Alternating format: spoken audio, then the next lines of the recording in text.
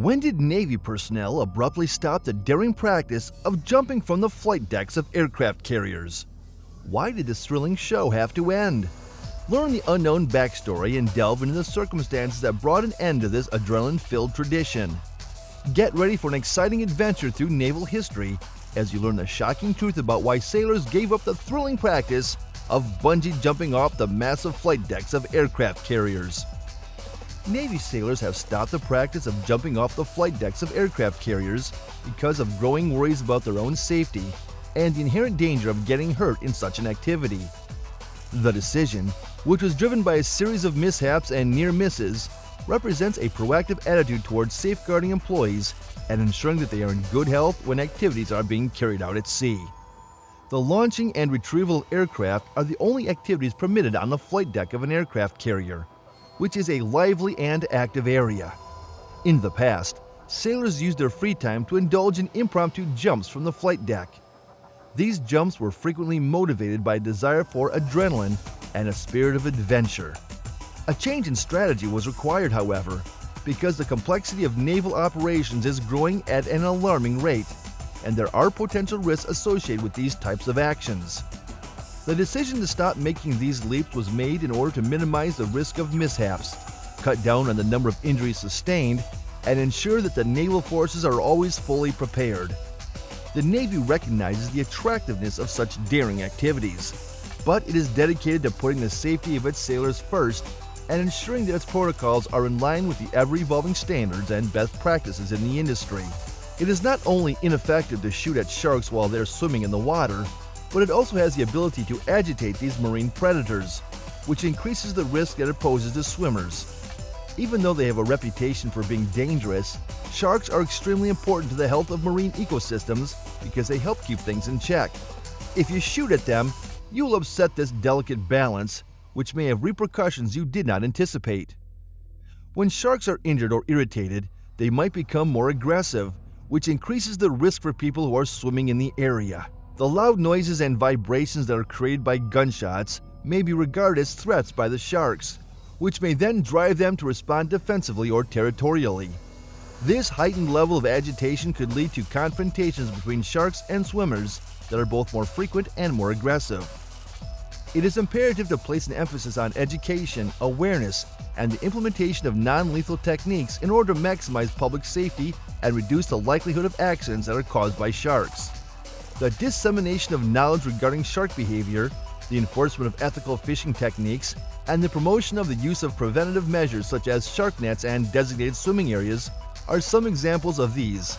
Both the well-being of people and sharks in their natural environment can be protected if we show proper reverence for these amazing animals and learn to live in harmony with them. After traveling only a short distance, bullets that have been shot into water undergo a quick disintegration process, rendering them virtually harmless after having been fired. The tremendous resistance of the liquid medium causes the bullet's velocity to substantially decrease as it makes contact with the water's surface. This occurs as the bullets come into contact with the water. Because of the force of the hit, the bullet will deform and lose its initial shape, which will throw off its aerodynamic stability. As soon as it enters the water, the bullet is subjected to a great deal of drag, which results in the loss of its kinetic energy.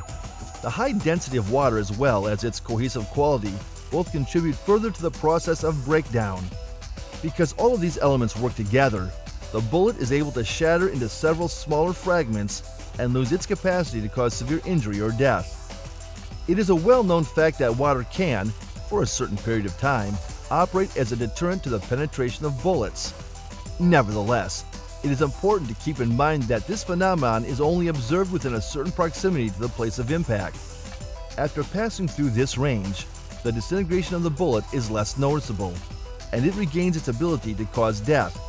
Therefore, extreme caution is required whenever dealing with weapons, even when in environments that contain water.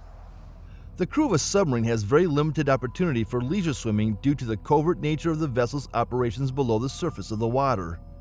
When compared to other types of naval warships, submarines have the fewest number of swim calls because of the limited room available and the longer periods of time spent at sea.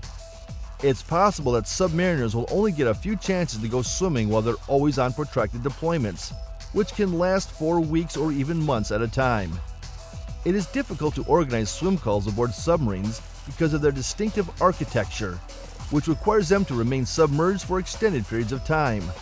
Submarines, in contrast to surface ships, are unable to merely come to a stop so that crew members can abandon ship and swim to safety. Instead, these unusual swim calls are meticulously planned out and carried out only under very precise conditions, such as when the submarine is at the surface in a restricted location or when it is making its regularly scheduled stops for maintenance and resupply.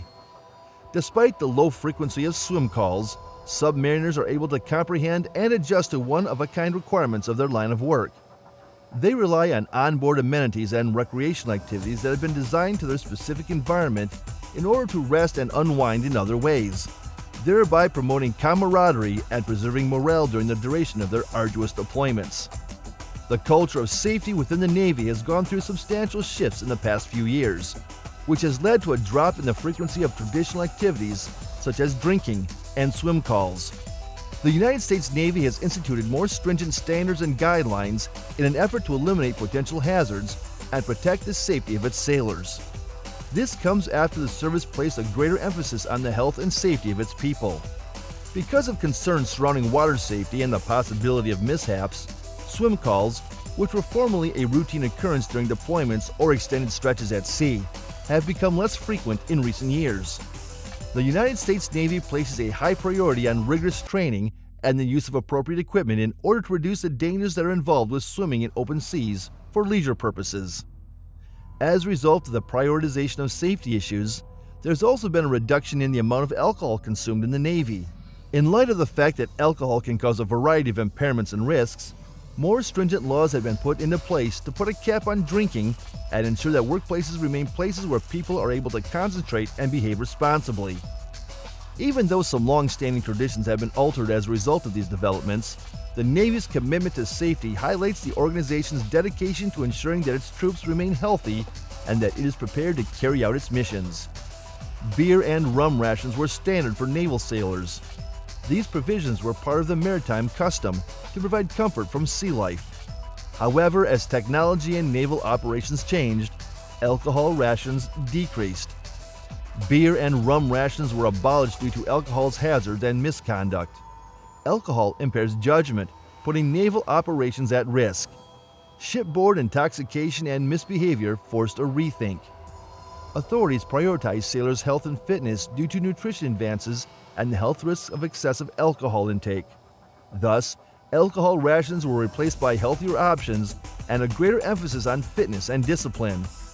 Beer and rum rations ended an age of naval customs and maritime folklore, but they also led to a more professional and responsible Navy. The U.S. Navy restricts alcohol usage for its members. These rules preserve discipline, safety, and Navy preparedness. Most employees can only drink alcohol on exceptional occasions. Official festivities and ceremonies allow responsible alcohol consumption in defined venues. There are also medical provisions for staff who need alcohol-based drugs. Responsible alcohol usage supports the Navy's professional and successful force. The Navy sets clear boundaries and enforces strong rules to prevent alcohol-related incidents, promote member health, and protect mission integrity. These rules demonstrate the Navy's commitment to operational preparedness and behavior. Thanks for watching. Kindly like and subscribe to our channel.